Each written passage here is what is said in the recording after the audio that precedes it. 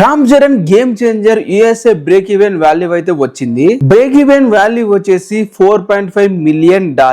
ట్రిపులర్ movie తర్వాత వస్తున్న రామ్ చరణ్ గారి రెండో మూవీ ఈ గేమ్ చేంజర్. డైరెక్టర్ వచ్చేసి శంకర్ అండ్ మ్యూజిక్ వచ్చేసి ఎస్ఎస్ తమన్. రాజమౌళి డైరెక్టర్ తో మూవీ తీసిన తర్వాత తన హీరోస్ మార్కెట్ అయితే పెరుగుతుంది. ప్రీ రిలీజ్ ఈవెంట్ కూడా అదే రేంజ్ లో అయితే జరుగుతుంది. బాహుబలి తర్వాత రిలీజ్ అయిన ప్రభాస్ గారి సాహో మూవీ దాదాపు 42 కోట్ల వరకు అయితే ప్రీ రిలీజ్ బిజినెస్ యుఎస్ అయితే జరిగింది. బట్ ట్రిపులర్ మూవీ తర్వాత రాజమౌళి డైరెక్షన్ తర్వాత వచ్చిన రామ్ చరణ్ గారి మొట్టమొదటి మూవీ ఆచార్య మూవీ ఓవర్సీస్ చూసుకుంటే దాదాపు 11 కోట్లకు మాత్రమే అమ్మారు. అండ్ దానికి ఇంకా డైరెక్టర్ కొరటాల శివ ఫ్లాప్ అనేది లేదు అప్పటి వరకు.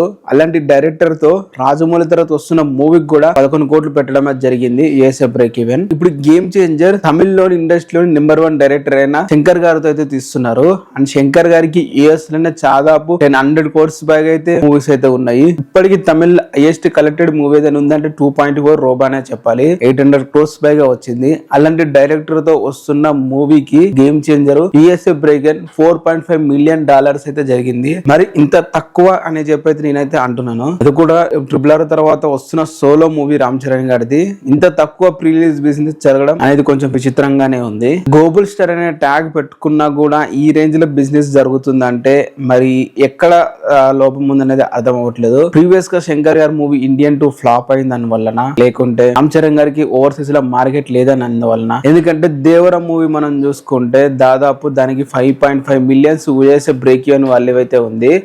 బట్ గేమ్ చేంజర్ చూసుకుంటే $4.5 మిలియన్ అంటే ట్రిపులర్ మూవీ ఎవరికి బాగా యూజ్ అయిందో దీన్ని బట్టి అర్థమవుతుంది. ఎవరి మార్కెట్ బాగా పెరిగింది అనేది కూడా తెలుస్తుంది. సో దేవర కంటే చాలా తక్కువగా ప్రీ రిలీజ్ బిజినెస్ అయితే గేమ్ చేంజర్ కి జరిగిందనే చెప్పాలి. మరి దీనికి దేని వల్ల జరిగిందో కింద కామెంట్ అయితే చేయండి. ఇది యుఎస్ఏ ఓవరాల్ గా break even value game changer మూవీకి. మరి మీకు ఎలా అనిపించింది కింద కామెంట్ చేసి వీడియోని అయితే లైక్ అయితే చేసుకోండి. జూనియర్ ఎన్టీఆర్ గారిది మొత్తం ఓవర్సీస్ బ్రేక్ ఈవెన్ వాల్యూ వచ్చేసి దాదాపు 7 మిలియన్స్ అయితే ఉండేవి. But game changer break even value వచ్చేసి 5.2 మిలియన్స్ అంట. దాదాపు 2 మిలియన్స్ అయితే తేడా అయితే ఉంది. అది కూడా శంకర్ లాంటి డైరెక్టర్ తో తమిళనాడులో నెంబర్ 1 డైరెక్టర్ ఇంత లో బజ్ అవడము, అలాగే కొరటాల శివ గారితో బిగ్గెస్ట్ డిజాస్టర్ 100 కోర్స్ లాస్ వచ్చిన ఆచార్య మూవీ తర్వాత వచ్చిన మూవీతో జూనియర్ ఎన్టీఆర్ గారు 7 మిలియన్స్ పెట్టడము, దీన్ని బట్టి మనకి క్లియర్ గా అర్థం అయితే అవుతుంది ఇద్దరు బాక్స్ ఆఫీస్ స్టామినా ఎవరికి ట్రిపులర్ మూవీ అనేది బాగా యూజ్ అయింది, దాని వల్ల మార్కెట్ పెరిగింది అని చెప్పి దీని బట్టి మనం తెలుసుకోవచ్చు. మీరేమంటారు దీని మీద కింద కామెంట్ చేయండి. వీడియోని లైక్ చేసి ఛానల్ ని సబ్స్క్రైబ్ చేసుకోండి.